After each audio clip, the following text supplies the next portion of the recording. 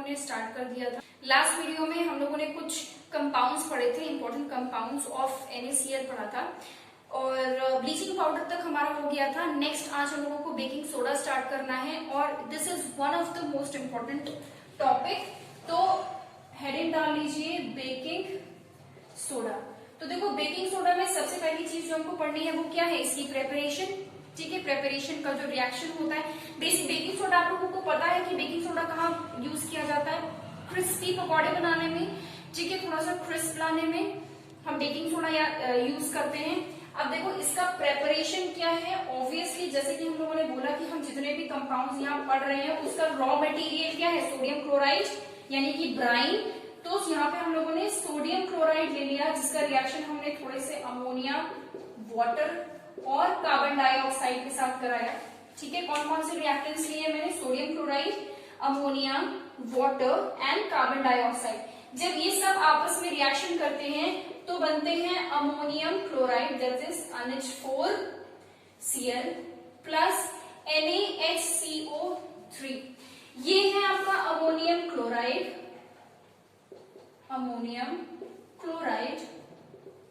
ठीक है, which is by product. ये जो बना है ये है आपका बेकिंग सोडा। ठीक है, बेकिंग सोडा, इसको हम सोडियम हाइड्रोजन कार्बोनेट बुलाते हैं। ठीक है, सोडियम हाइड्रोजन कार्बोनेट बुलाते हैं। अब देखो बेकिंग सोडा जो है वो हम खाने में जब डालते हैं तो हीट किया जाता है उसको। खाने में बेकिंग सोडा डाल के क्या करोगे, उसको पकाओगे। जब वो हीट होगा तो क्या होता है, देखो उसके लिए भी एक रिएक्शन है। तो when baking soda that is NaHCO3 is heated during cooking। तो ये क्वेश्चन कई बार पूछा जाता है कि what happens when baking soda is heated during cooking। ये क्वेश्चन कई बार एग्जाम में पूछा जाता है। तो देखो क्या होता है when baking soda is heated during cooking, तो बनता है आपका Na2CO3 plus CO2 plus H2O। ठीक है, ये क्या बना है, sodium carbonate, this is sodium carbonate. Carbon dioxide produce होता है और वाटर। अब देखो यहाँ पे जो कार्बन डाइऑक्साइड प्रोड्यूस हुआ है, ये कार्बन डाइऑक्साइड हेल्प करता है कुकिंग की स्पीड बढ़ाने में। क्योंकि हम लोगों ने सुना है कि कार्बन डाइऑक्साइड एक ऐसी गैस है जिसकी वजह से ग्लोबल वार्मिंग इंक्रीज हो रही है। मतलब we are in fact advised to avoid using things which liberate carbon dioxide in the atmosphere because carbon dioxide leads to global warming। मतलब वो टेम्परेचर इंक्रीज करता है। Why? Because this gas has the capability of absorbing heat। मतलब बहुत ज्यादा heat को trap करने की कैपेबिलिटी होती है। तो जब आप खाने को हीट कर रहे हो तो कार्बन डाइऑक्साइड क्या करता है, जितनी भी हीट उसको मिल रही है उसको एब्जॉर्ब करता है, उसको ट्रैप कर लेता है, उसको वेस्ट नहीं होने देता। दैट इज व्हाई कुकिंग की जो स्पीड है वो इंक्रीज हो जाती है। ठीक है, कार्बन डाइऑक्साइड इज इंपॉर्टेंट। तो ये हो गया हमारा preparation which is frequently asked, you all must be knowing. और ये हो गया हमारा reaction when baking soda is heated during cooking. Preparation के बाद जो इंपॉर्टेंट चीज आती है वो है यूजेस। अब जरा हेडिंग डाल लो, ये दोनों रिएक्शंस लिख लीजिए, उसके बाद फिर let us move on to uses. Okay, तो अब जरा हमारा नेक्स्ट हेडिंग है यूजेस। यूजेस भी इसके बहुत इंपॉर्टेंट है। बेकिंग सोडा वैसे ही बहुत इंपॉर्टेंट है, अपने आप में ही बहुत ज्यादा इंपॉर्टेंट है। तो देखो नेक्स्ट हमारा है यूजेस। कौन कौन से यूजेस है, देखो सबसे पहला इसका यूज है कि इसको बेकिंग पाउडर बनाने में यूज होता है। ठीक है, used in baking powder, baking powder बनाने में यूज होता है। देखो बेकिंग पाउडर बनता कैसे है, बेकिंग पाउडर भी खाने ये चीज भी खाने में यूज किया जाता है। जब हम केक बनाते हैं या जब हम कोई सॉफ्ट सी चीज हमें बनानी होती है, कोई फ्लफी चीज बनानी होती है तो हम बेकिंग पाउडर डालते हैं ताकि वो सॉफ्ट बने और फ्लफी बने, स्पेशली केक्स। तो बेकिंग पाउडर देखो बनता कैसे है, it is made from obviously baking soda. Baking soda को हम किसी माइल्ड एसिड के साथ ऐड कर देते हैं। तो baking soda reacts with a very mild acid. Mild acid कहाँ से मिलेगा, आपका जितने भी ऑर्गेनिक सोर्सेस हैं, ठीक है, वहां से आपको माइल्ड एसिड मिल जाएगा। उसके साथ रिएक्शन करते हैं तो आपका बेकिंग पाउडर बनता है। तो देखो जनरली ये माइल्ड एसिड टार्टरिक एसिड होता है। ठीक है, जनरली हम बेकिंग सोडा का रिएक्शन टार्टरिक एसिड के साथ कराते हैं बेकिंग पाउडर बनाने के लिए। बेसिकली हमें ये माइल्ड एसिड चाहिए, क्यों? क्योंकि आप लोगों को पता है कि एसिड्स में क्या होता है, H पॉजिटिव आयन। तो बेकिंग पाउडर बनाने के लिए बेकिंग सोडा का रिएक्शन हमें किसी माइल्ड एसिड के H पॉजिटिव आयन से कराना है। अब वो माइल्ड एसिड कोई भी हो, क्योंकि सब में H पॉजिटिव होता है। जनरली मैं बता रही हूँ कि हम लोग टार्टरिक एसिड यूज करते हैं। बहुत कॉमन सोर्स टार्टरिक एसिड का क्या है, टैमरिंड, इमली, जो कि मैंने आप लोगों को बताया था लास्ट वीडियो में कि ये बहुत ज्यादा पूछा जाता है कि सोर्सेस क्या क्या है किस किस एसिड के। तो देखो बेकिंग सोडा यानी कि NaHCO3 1 मार्क का क्वेश्चन है। ये ही सिर्फ इतना ही 1 मार्क का क्वेश्चन है। पूछ लेते हैं what is the chemical formula of baking soda, NaHCO3। इसका रिएक्शन हमने करा लिया, किसका, H positive of any mild acid, किसी भी माइल्ड एसिड के H पॉजिटिव आयन के साथ हमें इसका रिएक्शन कराना है। ठीक है, जब रिएक्शन होता है तो कार्बन डाइऑक्साइड बनती है और वाटर बनता है। कार्बन डाइऑक्साइड और वाटर बनता है, साथ में बनता है एक salt of the mild acid. ठीक है, ये जो भी आपने माइल्ड एसिड लिया है, ठीक है, बेसिकली होता क्या है कि ये जो भी आपने एसिड लिया है उसका H पॉजिटिव आयन निकल जाएगा और H पॉजिटिव आयन की जगह पे सोडियम आ जाता है।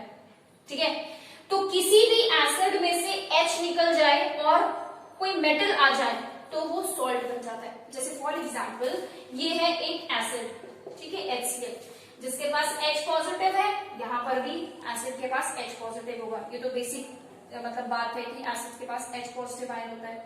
अगर ये H पॉजिटिव आयन की जगह पे कोई मेटल आ जाए, सोडियम आ जाए, तो क्या बन गया, सॉल्ट बना ना। सॉल्ट बना किसका, HCl का, है ना। तो ठीक इसी तरीके से सॉल्ट बना किसका, माइल्ड एसिड। जो भी आपने माइल्ड एसिड लिया, आप ऑक्सैलिक एसिड ले सकते हो, टार्टरिक एसिड ले सकते हो, लैक्टिक एसिड ले सकते हो, कुछ भी ले सकते हो। जनरली टार्टरिक एसिड लिया जाता है, जिससे हमें मतलब उस एसिड के H पॉजिटिव आयन से हमें मतलब था, वो हटा, सोडियम आ गया, सॉल्ट बन गया। तो वैसे तो बेकिंग सोडा का रिएक्शन कभी एग्जाम में पूछा नहीं जाता, बस एज ए यूज उसको याद करना होता, बट इन केस अगर पूछ लिया तो ये है बेकिंग सोडा के बनाने का रिएक्शन। नेक्स्ट हमारा जो यूज है वो है एंटासिड। ठीक है, एंटासिड्स के बारे में हम लोगों ने पीएच स्केल वाला जो वीडियो था उसमें मैंने आप लोगों को बताया था कि एंटासिड्स आर बेसिस, ठीक है, which help to reduce the amount of acid in the stomach। कभी एसिडिटी हो जाती है पेट में, HCl, you know that कि हमारे पेट में HCl होता है। HCl बहुत ज्यादा सिक्रीट हो गया है, पीएच लेवल बहुत घट गया है, तो हम क्या खा लेते हैं, एंटासिड खा लेते हैं, क्योंकि पेट में एसिड है। आप बेस खा लोगे, एंटासिड्स क्या होते हैं, बेस होते हैं। आप बेस खा लोगे तो दोनों में क्या हो जाएगा, न्यूट्रलाइजेशन हो जाएगा और पेट की एसिडिटी है वो कम हो जाएगी। तो एंटासिड की जगह पर, मतलब कहीं से बाहर से दवाई लाने की जगह पर, आप बेकिंग सोडा भी खा सकते हो, क्योंकि बेकिंग सोडा तो वैसे भी खाने की चीज है, खाने में तो डाला ही जाता है। ठीक है, तो अगर आपने बेकिंग सोडा भी खा लिया, वो भी एक बेस है, ठीक है, और इसलिए उसको एंटासिड के जगह पे भी यूज किया जाता है। और वो बेस क्यों है ये जानने के लिए आपको पुरानी वीडियोस देखनी पड़ेगी, क्योंकि उसमें मैंने एक्सप्लेन किया है कि बेकिंग सोडा NaHCO3 ये बेस क्यों है। ठीक है, सॉल्ट लग रहा है ना, है तो ये सॉल्ट, पर ये बेसिक सॉल्ट है। क्या होते हैं बेसिक सॉल्ट्स, क्या होते हैं एसिडिक सॉल्ट्स, इसके लिए आपको पुरानी वीडियोस एक बार देखनी पड़ेगी। ठीक है, तो फिलहाल के लिए इतना पता होना चाहिए कि baking soda can be used as an antacid because it is basic in nature. ठीक है, थर्ड जो इम्पोर्टेंट है वो ये है कि बेकिंग सोडा को हम सोडा एसिड फायर एक्सटिंग्विशर्स में भी यूज करते हैं। ठीक है, it is also used as soda acid fire extinguisher. ठीक है, आई होप मैंने स्पेलिंग सही लिखी है। तो देखो सोडा एसिड फायर एक्सटिंग्विशर में क्या होता है, सोडा का मतलब क्या है, सोडा का मतलब क्या होता है, बेकिंग सोडा। सोडा से यहाँ पे सोडा का मतलब क्या है, बेकिंग सोडा। एसिड, कौन सा एसिड, H2SO4। सो बेसिकली क्या होता है कि जो सिलेंडर्स होते हैं, फायर एक्सटिंग्विशर्स के जो सिलेंडर्स होते हैं, उसमें सोडा एसिड फायर एक्सटिंग्विशर के जो सिलेंडर्स होते हैं उसमें बेकिंग सोडा डाला जाता है उसमें सल्फ्यूरिक एसिड डाला जाता है। जब बेकिंग सोडा और सल्फ्यूरिक एसिड आपस में रिएक्शन करते हैं तो वो कार्बन डाइऑक्साइड रिलीज करते हैं, ठीक है। तो सिलेंडर से जब कार्बन डाइऑक्साइड रिलीज होता है, उस गैस को जहां पे अगर कहीं पर आग लगी हुई है तो वहां पे उसको थ्रो किया जाता है। तो कार्बन डाइऑक्साइड आपको पता है डज नॉट सपोज कंबशन, तो आग जो है वो बुझ जाएगी, कंबशन को रोक दिया जाता है इस तरीके से। तो इसका रिएक्शन क्या होता है, जरा रिएक्शन भी देख लो। देखो NaHCO3 प्लस रिएक्शन कराया हमने किसके साथ, H2SO4 के साथ।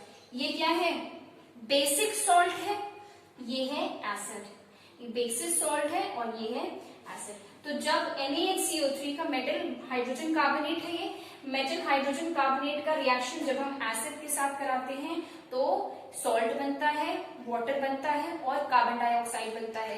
ये एसिड बेसिस एंड सॉल्ट के दूसरे लेक्चर में मैंने आप लोगों को बताया हुआ है, ठीक है। तो जब हम बेस का रिएक्शन जब हम सोडियम हाइड्रोजन कार्बोनेट का रिएक्शन एसिड के साथ करेंगे तो क्या बनेगा, एक सॉल्ट बनेगा Na2SO4, ये सॉल्ट बन गया, plus carbon dioxide and plus water.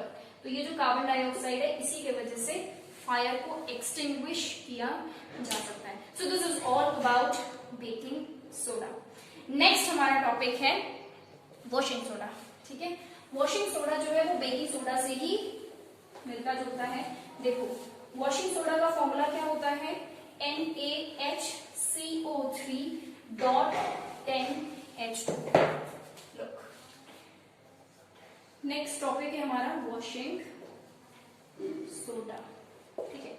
Washing soda कैसे बनता है, जब हम Na2CO3 में वाटर के 10 मॉलिक्यूल्स ऐड कर देते हैं। Na2CO3 कहां से मिलेगा, अगर हम बेकिंग सोडा को हीट कर देंगे, इससे पहले वाला जो रिएक्शन था जो मैंने आपको बताया था कि baking soda is heated during cooking वाला जो रिएक्शन था, उसमें देखो Na2CO3 बना। तो when baking soda is heated then sodium carbonate is formed. उसका रिएक्शन हमने किसके साथ करा दिया, 10 molecules of water. It has to be only 10 molecules, उससे ज्यादा नहीं, ठीक है, फिक्स होना चाहिए अमाउंट। तो जब ये दोनों आपस में रिएक्ट करते हैं, ठीक है, तो क्या बनाते हैं, Na2CO3.10H2O। ये जो .10H2O है इसको हम बोलते हैं water of crystallisation. Water of crystallisation important, ठीक है। इसके बाद हमारा अगला जो टॉपिक होगा वो वाटर ऑफ क्रिस्टलाइजेशन पे ही होगा। मैं वाटर ऑफ क्रिस्टलाइजेशन इसके जस्ट बाद एक्सप्लेन कर दूंगी। फिलहाल आप इतना समझिए कि वॉशिंग सोडा का जो फॉर्मूला है वो क्या है, Na2CO3.10H2O, ठीक है।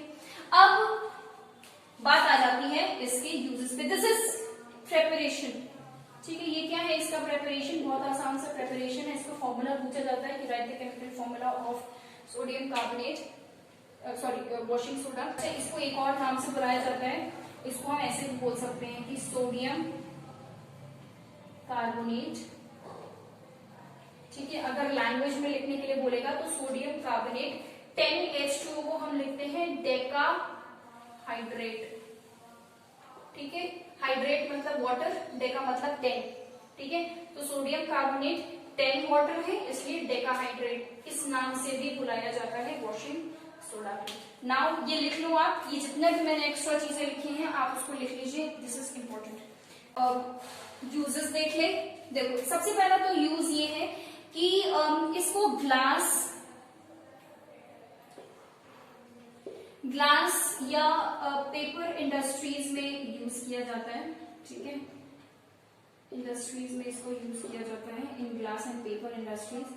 सेकेंड जो इसका इंपॉर्टेंट है वो तो आपको पता है, वॉशिंग सोडा ऑब्वियसली क्लीनिंग के लिए यूज किया जाता है, ठीक है। तो ये क्लीनिंग के पर्पस से भी बहुत यूजफुल है, क्लीनिंग के पर्पस से, ठीक है। थर्ड देखो, थर्ड ये है कि इसको परमानेंट हार्डनेस ऑफ वाटर को रिमूव करने के लिए यूज किया जाता है, removing permanent hardness of water, ठीक है। What is permanent hardness of water, देखो वाटर जो है वो दो टाइप्स के होते हैं, हार्ड वाटर, सॉफ्ट वाटर। और हार्ड वाटर में भी टेम्पररी हार्डनेस ऑफ वाटर होती है और परमानेंट हार्डनेस ऑफ वाटर होती है। तो परमानेंट हार्डनेस ऑफ वाटर को रिमूव, और हार्ड वाटर हमारे यूजफुल मतलब हमारे ज्यादा यूजफुल नहीं होता है। हार्ड वाटर जो है वो इतना यूजफुल नहीं होता है। हम चाहते हैं कि जनरली कि हार्ड वाटर को रिमूव किया जाए और सॉफ्ट वाटर बनाया जाए। तो इस चीज के लिए आपका वॉशिंग सोडा यूज किया जाता है to remove the permanent hardness of water. इसके बारे में हम और डिटेल में पढ़ेंगे in chapter 4 carbon and its compound का लास्ट टॉपिक जब आएगा, तब हम परमानेंट हार्डनेस और सॉफ्टनेस ऑफ वाटर के बारे में पढ़ लेंगे। So these are the 3 basic uses of washing soda. Uses कोई बहुत ज्यादा इंपॉर्टेंट इसके नहीं है, बट इसका प्रेपरेशन इंपॉर्टेंट है। और ये अपने आप में इंपॉर्टेंट इसलिए भी क्योंकि यहाँ से एक नया टर्म निकल के आया है, that is water of crystallisation. तो जरा एक बार देखते हैं कि वाटर ऑफ क्रिस्टलाइजेशन होता क्या है। देखो हेडिंग डाल लो वाटर ऑफ क्रिस्टलाइजेशन, क्योंकि इसके कुछ एग्जांपल्स दे दूंगी और इसमें भी बहुत अच्छे अच्छे क्वेश्चंस मिल जाते हैं। तो देखो सबसे पहली चीज तो water of crystallisation,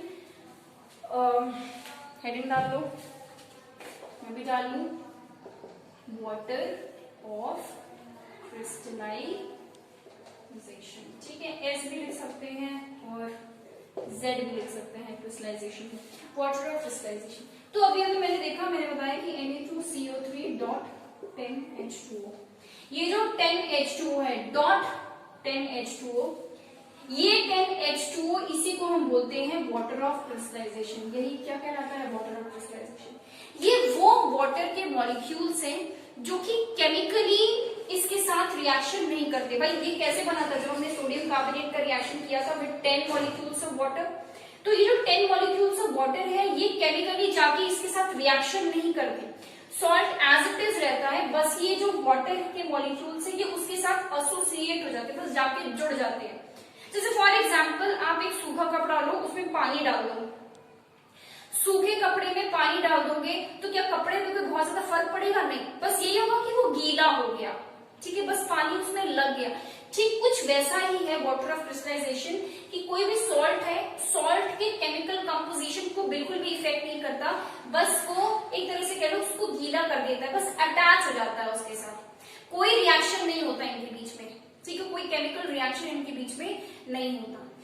water of crystallisation क्यों बोलते हैं? क्योंकि जैसे सोडियम कार्बोनेट Na2CO3, ठीक है, Na2CO3 जब मैं सिर्फ इतना लिखती हूं तो मतलब मैं बात कर रही हूं कि ये पाउडर के स्टेट में है, ठीक है। इसका टेक्सचर, ये है सॉलिड बट इसका टेक्सचर कैसा है, पाउडरी है, व्हाइट कलर का पाउडर। जब इसमें 10H2O ऐड हो जाता है, मतलब जब वो Na2CO3 बन जाता है डॉट 10H2O बन जाता है, तो यहाँ पे ये क्रिस्टल्स के फॉर्म में आ जाता है। ये बहुत प्यारे क्रिस्टल्स बनाता है व्हाइट कलर के, ठीक है। तो जब किसी सॉल्ट में वाटर ऑफ क्रिस्टलाइजेशन जुड़ जाता है तो मतलब क्या कि वो क्रिस्टल्स फॉर्म करता है, ठीक है। So now let me give you one more example of water of crystallisation. जैसे फॉर एग्जांपल CuSO4। देखो CuSO4, अगर CuSO4 सॉलिड स्टेट में है तो ये व्हाइट कलर का पाउडर होता है, ठीक है, व्हाइट कलर का पाउडर होता है। अगर आपने इसमें 5 मॉलिक्यूल्स ऑफ वाटर ऐड कर दिए, एग्जैक्टली 5 मॉलिक्यूल्स ऑफ वाटर, तो ये CuSO4.5H2O बना लेता है। ये 5H2O आपके क्या होंगे, वाटर ऑफ क्रिस्टलाइजेशन।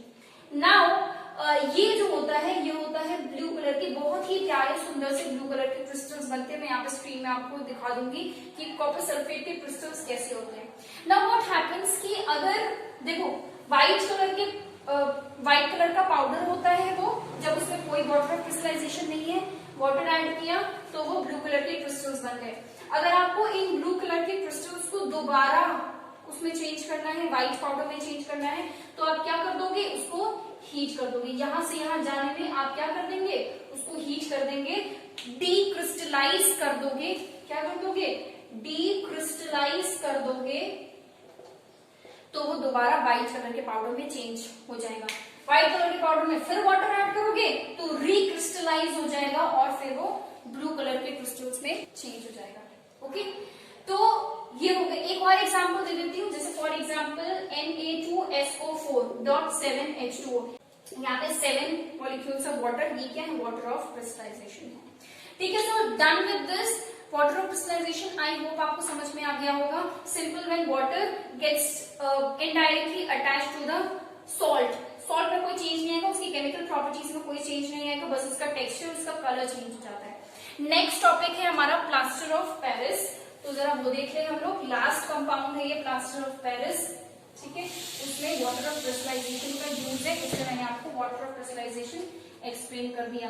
तो देखो प्लास्टर ऑफ पेरिस, जिसको हम बहुत ही कॉमनली पीओपी के नाम से जानते हैं, ठीक है। इसका फॉर्मूला क्या होता है प्लास्टर ऑफ पेरिस? भाई पीओपी सबको पता होगा, डिजाइनिंग वगैरह के लिए, वॉल्स पे और सीलिंग्स पे डिजाइनिंग के लिए यूज किया जाता है। प्लास्टर ऑफ पेरिस का फॉर्मूला क्या होता है? CaSO4 dot half H2O। इसको हम बोलते हैं कैल्शियम सल्फेट। हाफ है इसलिए हेमी, हाफ को हेमी भी बोलते हैं, हेमी हाइड्रेट। अब ये जो है ये व्हाइट कलर का पाउडर होता है, ठीक है, व्हाइट कलर का पाउडर होता है। ऑलराइट, अब हम क्या करते हैं, मान लो मैं इसमें 1.5 मॉलिक्यूल्स ऑफ वाटर ऐड कर देती हूँ। तो when I will add 1.5 molecule of water, तो क्या होता है कि CaSO4 डॉट 2H2O बनता है, CaSO4 डॉट 2H2O। इसको हम बुलाते हैं क्या? Calcium sulphate. ये 2 है इसलिए डाइहाइड्रेट, ठीक है। ये जो है ये क्रिस्टल्स के फॉर्म में होता है और हम इसको बुलाते हैं जिप्सम, ठीक है, इसको हम बुलाते हैं जिप्सम। ये क्या है? ये है आपका पीओपी। तो पीओपी में अगर आप 1.5 मॉलिक्यूल्स ऑफ वाटर ऐड करोगे तो क्या बन जाता है? Gypsum, which is also called calcium sulphate dihydrate, जो कि बहुत ही ब्यूटीफुल ट्रांसपेरेंट और क्रिस्टल्स के फॉर्म में होता है। स्क्रीन पे मैं शेयर कर दूंगी जिप्सम के क्रिस्टल्स को। तो ये हो गया आपका प्लास्टर ऑफ पेरिस। इसके कुछ यूजेस हैं, तो वो क्या है? देखो, सबसे पहली बात, बहुत कॉमन सा यूज है फ्रैक्चर्ड बोन्स में। जब कभी बोन्स फ्रैक्चर हो जाते हैं तो हम क्या यूज करते हैं? एक प्लास्टर लगाते हैं। वो प्लास्टर क्या होता है? प्लास्टर ऑफ पेरिस होता है। तो फ्रैक्चर्ड बोन्स को हील करने में हम लोग यूज करते हैं पीओपी को। डिजाइनिंग ऑफ वॉल्स, ठीक है, डिजाइनिंग करने के लिए यूज करते हैं हम लोग पीओपी को। उसके बाद फिर it is also use for making toys etcetera, toys, statues बनाने में भी इसको यूज किया जाता है। So this is all about plaster of Paris. देखो, कई बार ये क्वेश्चन पूछा जाता है कि why plaster of Paris should not be kept in moisture, ठीक है। तो क्वेश्चन पूछा जाता है कि प्लास्टर ऑफ पेरिस को मॉइस्चर फ्री जगह पे क्यों रखा जाता है? तो देखो, आपने देखा होगा कि जब कभी पीओपी की बोरियां आती है, पीओपी की बोरियां आती है, ठीक है, सीमेंट की जैसे बोरियां आती है वैसे पीओपी की बोरियां आती है, उसमें लिखा भी होता है कैल्शियम सल्फेट हेमी हाइड्रेट ऊपर, ठीक है। तो उसको हम मॉइस्चर फ्री जगह पे रखते हैं। क्यों? क्योंकि अगर आपने उसको मॉइस्चर वाली जगह पर रखा और उसमें पानी के साथ रिएक्शन कर लिया, then it will become hard, वो हार्ड हो जाएगा। इसीलिए we avoid keeping calcium sulphate hemihydrate, that is POP, moisture के जगह पर, जहां पे मॉइस्चर हो वहां पर। एक और क्वेश्चन पूछा जाता है कि सोडियम, बता दूं मैं इसको ताकि उसको लिख पाऊं। देखो, जो हमारा वॉशिंग सोडा है उसको भी एडवाइस किया जाता है कि उसको ओपन एटमॉस्फेयर में नहीं रखना चाहिए। वॉशिंग सोडा का फॉर्मूला क्या होता है? वॉशिंग सोडा का फॉर्मूला क्या होता है? Na2CO3.10H2O, ठीक है, .10H2O। ये जो सॉल्ट है, ठीक है, ये जो क्रिस्टल्स हैं, अगर आप इसको ओपन एटमॉस्फेयर में रखोगे तो क्या होता है कि इनका जो वाटर ऑफ क्रिस्टलाइजेशन है ये उड़ जाता है, ठीक है, इवेपोरेट हो जाता है। भाई पानी ही है, कोई रिएक्शन तो करा नहीं है, बस पानी अटैच्ड है, तो ये जो वाटर ऑफ क्रिस्टलाइजेशन है इट विल इवेपोरेट, ठीक है। तो washing soda will lose its water of crystallisation if it is exposed to environment. तो हम क्या करते हैं कि इसको बचा के रखते हैं ताकि एटमॉस्फेयर में ना जाए। तो ऐसे सॉल्ट्स, ठीक है, ऐसे सॉल्ट्स जो कि एटमॉस्फेयर में जाते ही मॉइस्चर लूज कर देते हैं, ठीक है, मॉइस्चर को लूज कर, भाई मॉइस्चर तो लूज किया, वाटर इज व्हाट? मॉइस्चर। तो ऐसे सॉल्ट्स जो कि मॉइस्चर को लूज कर देते हैं, ऐसी सॉल्ट्स को हम बुलाते हैं एफ्लोरेसेंट,